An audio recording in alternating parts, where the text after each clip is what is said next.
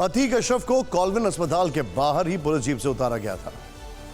जैसे ही दोनों माफिया भाई जीप से निकलकर अस्पताल की तरफ बढ़ रहे थे, हमलावरों ने गोली मार दी।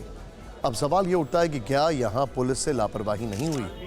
क्यों पुलिस अपनी गाड़ियां अस्पताल परिसर के अंदर नहीं लेकर गई?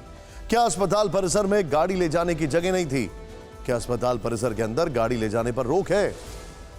अतीक अशरफ जो लगातार अपनी जान को खतरा बता रहे थे, बावजूद इसके क्या पुलिस ने उनकी सुरक्षा में कोताही नहीं बरती?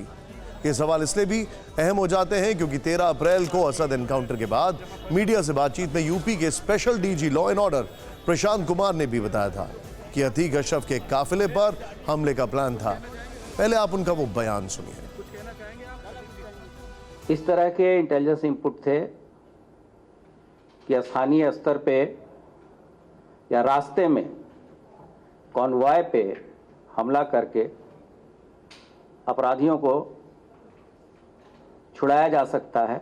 उसको देखते हुए हमारी स्पेशल फोर्सेस तथा सिविल पुलिस की विशेष टीमें लगाई गई थी। अब हम आपको कॉल्विन अस्पताल से अपने सहयोगी विपिन चौबे की एक एक्सक्लूसिव रिपोर्ट दिखाते हैं जो पुलिस की लापरवाही से जुड़े कई सवालों का जवाब दे सकती है। शूटआउट वाले दिन मेडिकल चेकअप के लिए अतीक और अशरफ को लेकर आई पुलिस जीप को अस्पताल के बाहर ही रोका गया, जबकि परिसर में इतनी जगह थी कि गाड़ियां आराम से अंदर जा सकती थी। सवाल है कि अतीक की गाड़ी को अस्पताल के अंदर क्यों नहीं ले जाया गया? क्या पुलिस ने अतीक की जान के खतरे को नजरअंदाज किया?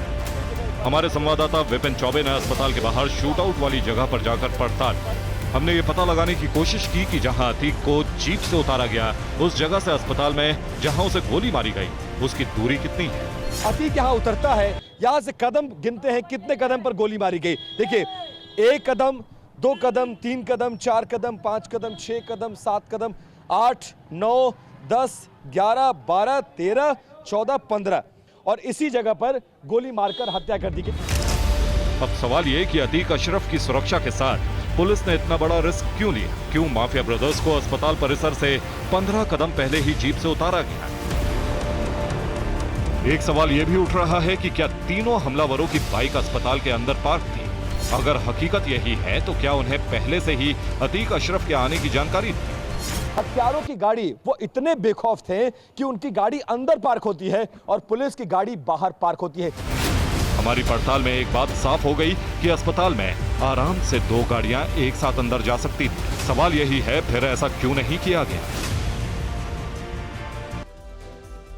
पुलिस की लापरवाही सवालों में है, वहीं अतीक अहमद हत्याकांड की गूंज अब सुप्रीम कोर्ट में भी सुनाई दे सकती है।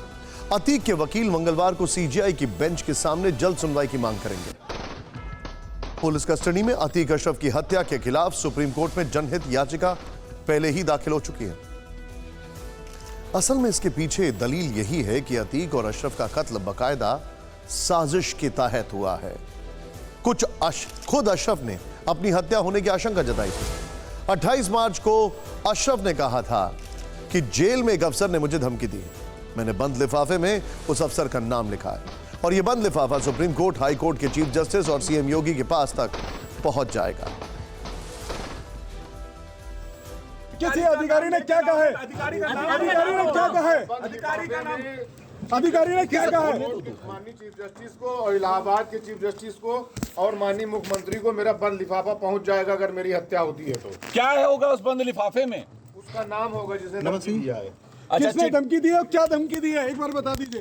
2 हफ्ते में निपटा दिए जाओगे, 2 हफ्ते में फिर तुमको निकालेंगे जेल से और निपटा दिए जाओगे। किसने दिए? किसने? एक बड़े अफसर ने दिए, मैं उनका नाम नहीं ले सकता। अच्छा, पूरी बात बताओ, किस सकता मैं। अशरफ ने जिस बंद लिफाफे का जिक्र किया है, उस बंद लिफाफे का एक स्क्रीनशॉट TV9 भारतवर्ष के पास भी मौजूद है। इस पर दाईं तरफ लिखा है, सेवा में माननीय सुप्रीम कोर्ट ऑफ इंडिया, नई दिल्ली, और नीचे बाईं तरफ लिखा है अतीक अहमद, पूर्व सांसद। अतीक के वकील विजय मिश्रा ने बताया कि अशरफ को जब बरेली से प्रयागराज लाया गया तो उससे ठीक पहले वहां की पुलिस लाइन भी ले जाया गया था। उस समय पुलिस लाइन में एक पुलिस अधिकारी ने अशरफ को धमकी दी थी कि 15 दिन में जेल से निकालकर तुम्हारा काम तमाम कर दिया जाएगा।